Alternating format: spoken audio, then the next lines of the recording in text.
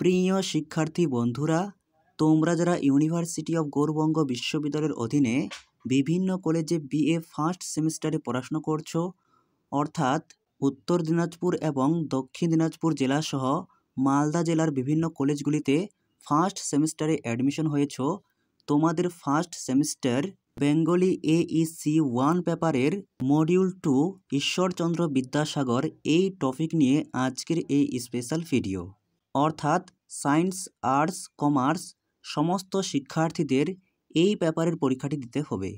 এই পেপারের পরীক্ষা মোট 25 নম্বরের হবে, অর্থাৎ পরীক্ষায় 25টি MCQ থাকবে, 1 নম্বর করে 25 নম্বর।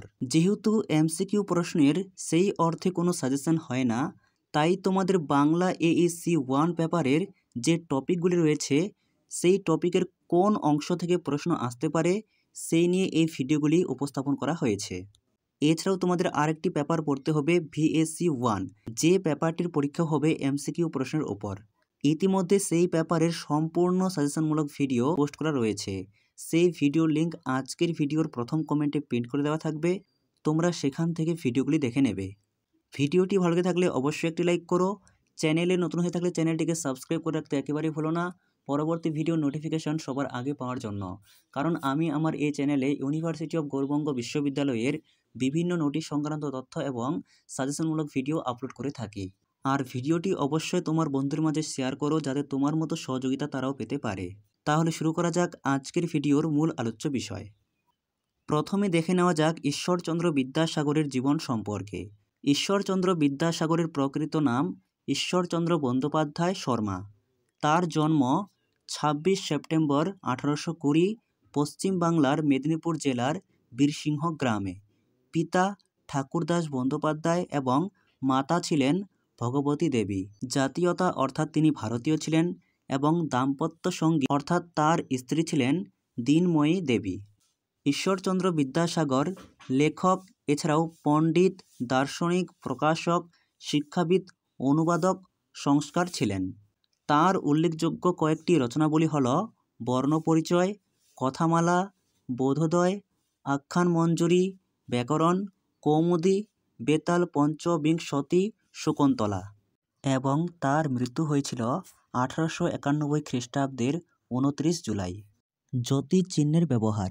প্রথমে বলে রাখি, জ্যোতিচিহ্ন বলতে দাড়ি, কমা, সেমিকোলন, হাইফেন এগুলিকে বোঝায়। এই জ্যোতিচিহ্নের ব্যবহার সর্বপ্রথম বিদ্যাসাগর করেছিলেন। বিদ্যাসাগর বাংলা ভাষাকে সহজ ও সুন্দর করে এক নতুন রূপ দেন এবং তাকে পৌঁছে দেন বাঙালির প্রতিটি ঘরে ঘরে। বাংলা গদ্যের বিকাশে তার দান অসামান্য। তিনি প্রচুর পরিমাণে জ্যোতিচিহ্ন ব্যবহার করে বাক্যের অর্থকে সহজে বোধগম্য করে তোলেন। বাংলা গদ্য পাঠে সৌন্দর্য বৃদ্ধি করার জন্য তিনি সেমিকোলন, কমা প্রভৃতির প্রবর্তন করেন। বাংলা রচনার মধ্যে এই ছেদ ও জ্যোতিচিহ্নের ব্যবহার বাংলা সাহিত্য জগতে এক নবযুগের সূচনা করেছিল। এখান থেকে প্রশ্ন হতে পারে, জ্যোতিচিহ্নের সর্বপ্রথম ব্যবহার কে করেছিলেন?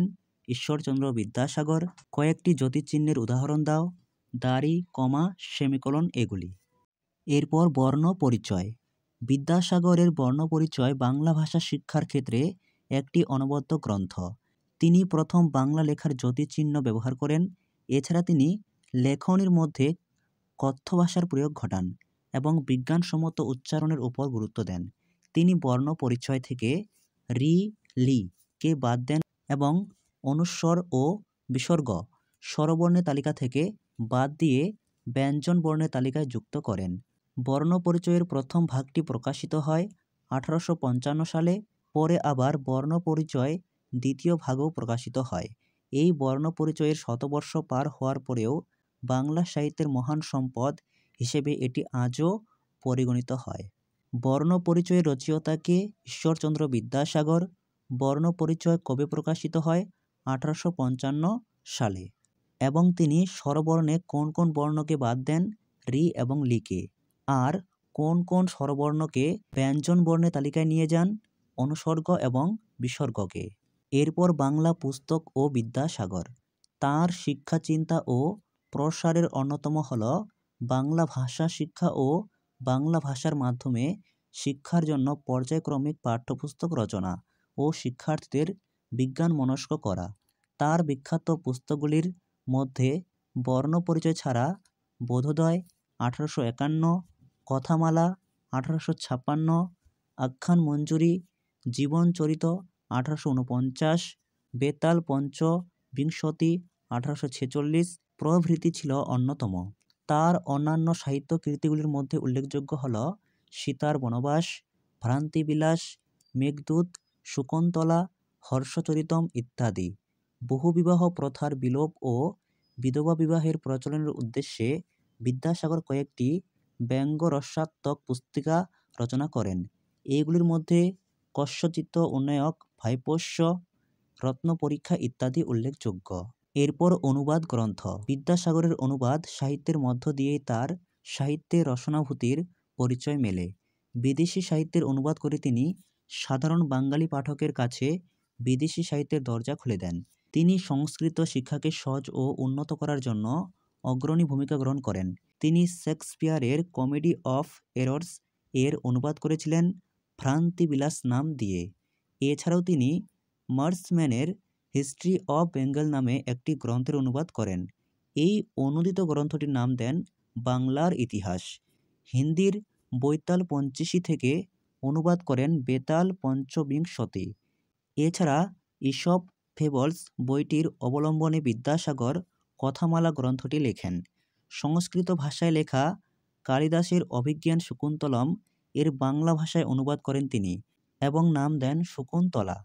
বিদ্যাসাগর ব্যাকরণ কৌমুদী ও উপক্রমণিকা নামে দুটি সংস্কৃত ব্যাকরণ বাংলায় অনুবাদ করেন।